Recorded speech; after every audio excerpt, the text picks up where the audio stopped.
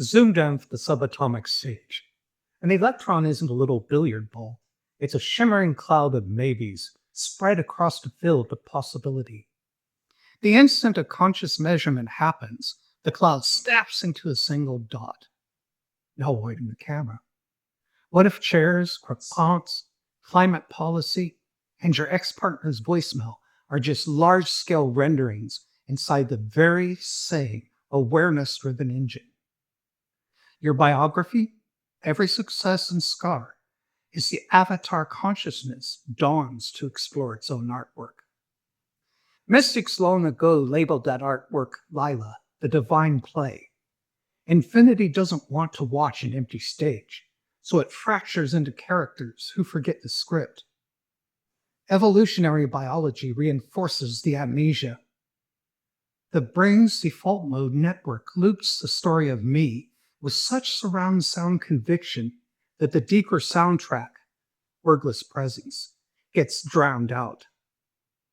The ruse isn't malicious, it's practical. A zebra that pauses mid-chase to contemplate oneness ends up as lunch. Survival favors a sturdy sense of separation. But survival isn't the same as truth. Once basic safety is handled, the curtain can lift and the greatest plot twist of all time becomes available. The player was never separate from the game board. Let's fast forward through humanity's spiritual memoir. Chapter 1, Animism. Thunder felt like a furious being, so we named him Zeus. Chapter 2, the Sky King model. A distant monarch laying down commandments. Chapter 3, the indwelling spark. Mystics from Rumi to Meister Eckhart whispering the divine beats in your chest. Chapter 4, our present frontier, drops the notion of God as noun and reframes divinity as verb. Godding, creating, being. That vision demolishes spiritual hierarchy. If God is the ceaseless verb of existence, nobody owns a VIP class. Everyone is a live broadcast tower. Prayer morphs from pleading with a remote ruler to recognizing the sacred happening right now in coffee steam, traffic noise, and the micro-sensations of your palm. Theologian Paul Tillich hinted at this when he called God the ground of being. The devotional gesture changes from kneeling to noticing, from bowing before the infinite to waking up as the infinite in mid-sentence. The eye with which you see reality is the same eye reality uses to see itself. 8 billion perspectives, one awareness, endlessly reflecting its own light. If oneness is so pervasive, why don't we burst into a confetti shower of enlightenment each time? Because infinity designed forgetfulness for dramatic tension. A romance novel without longing sells 0 copies. A hero's journey without peril has no payoff. Consciousness hides inside finite nervous systems. Presses shuffle and plays hide and seek with itself across millennia. Neuroscience maps a game board. When the default mode network quiets through meditation, ecstatic dance, deep surfing, or carefully guided psychedelics, people report nearly identical experiences. Boundaries dissolve, time dilates, a tidal wave of unconditional love floods the scene. They don't acquire new beliefs. They lose an overlaid filter. Picture a snow globe settling. Once the mind flakes rest, the whole scene sharpens. And what remains is an intimacy with everything that was present all along. Here's where philosophy cashes out in day-to-day reality. If consciousness isn't a spectator, but an active ingredient, your attention is more than a flashlight. It's a 3D printer, extruding moment-to-moment experience. Neuroscientists call this predictive processing. The brain writes hypotheses, beams them outwards, and reality obliges by fully eliciting textures. Spiritual traditions translate that loop as karma, or as within, so without. Two vocabularies, one dynamic law. Dead sheets of data suggest attention really matters. At Crittstown's PEAR lab, volunteers tried to will electronic coin flips. A single run looked random, but millions of trials tipped the odds just beyond chance. The Global Consciousness Project later planted the same devices worldwide during big emotional events, midnight on New Year's Eve, national elections, the 2004 tsunami. The numbers again skewed slightly. It's only fractions of a percent, yet enough to imply consciousness nudges probability. So while attention won't bulldoze reality, it does lean the playing field, reason enough to aim in wisely. Here's a practical experiment to try. Set 4 phone alarms named Reality Checkpoint. When one rings, pause for 5 breaths. Notice your emotional frequency. Fear FM or Gratitude FM. And choose an upgraded broadcast. You're not faking positivity, you're editing the quantum script, so new probability corridors can open. Circumstances might not pivot instantly, but subtle vectors shift, and you'll see evidence in micro coincidences. A stranger finishing your sentence, a song lyric answering a private question, deadlines sliding into effortless alignment.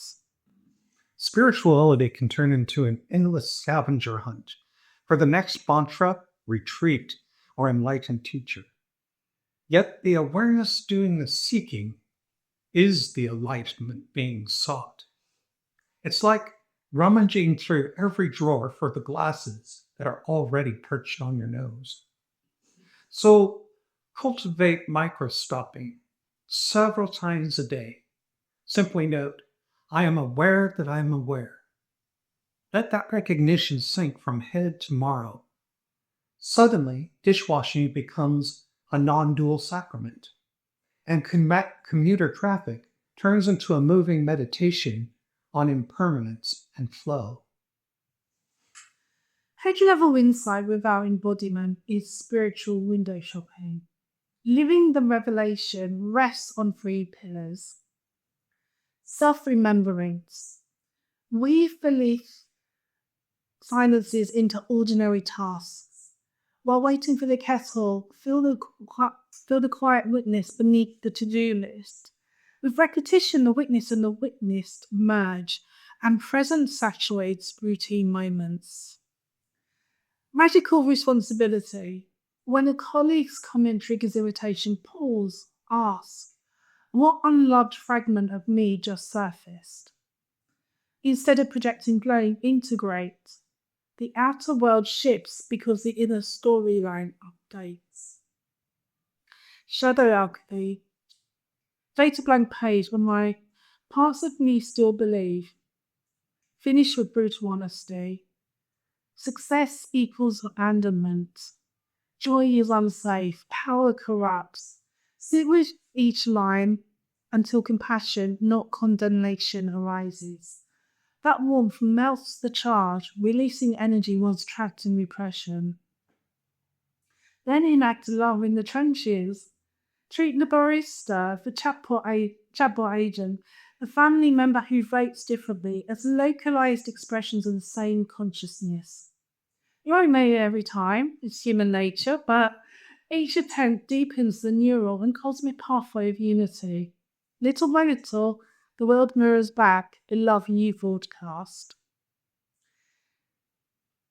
Eventually, the seriousness crumbles like a sandcastle at high tide.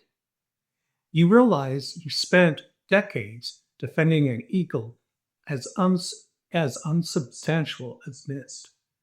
The ways you competed, compared, and protected it suddenly seem adorable, like a child guarding a cardboard crown. The only sane response is laughter so deep it borders on tears. Enlightenment isn't solemn graduation, it's comedic relief. Imagine searching a house for a necklace only to discover it's been on your neck the whole time.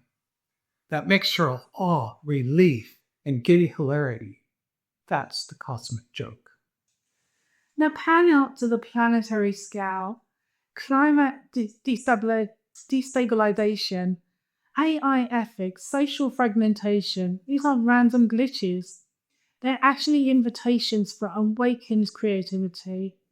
A fear-based mind cannot solve problems it helped engineer. We need authors who know the scriptures malleable because they're holding the pen. Prototype a civilization where meetings open with 60 seconds of silence, where app designers ask, will this code amplify empathy? Turn relationships into dojos for unconditional regard, work into worship, art into service. This isn't utopian daydream, it's systems designs shaped by conscious intent. And you, listeners, are among the chief architects. Here's our challenge. For the next 24 hours, behave as though you are consciousness customizing reality in real time. Walk, speak, decide from what premise. Watch how synchronicities cluster, how resistances flare, how ordinary moments stretch and sparkle. Log everything, tiny wins, skeptic grumbles, deja vu flashes, then share your field notes. We're crowdsourcing evidence that perception scopes probability. You could never be anything but the divine in disguise. The mask is optional. The essence is permanent.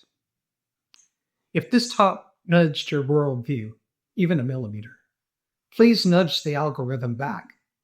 Tap like so curious minds stumble into this conversation. Crave deeper dives into consciousness and creativity?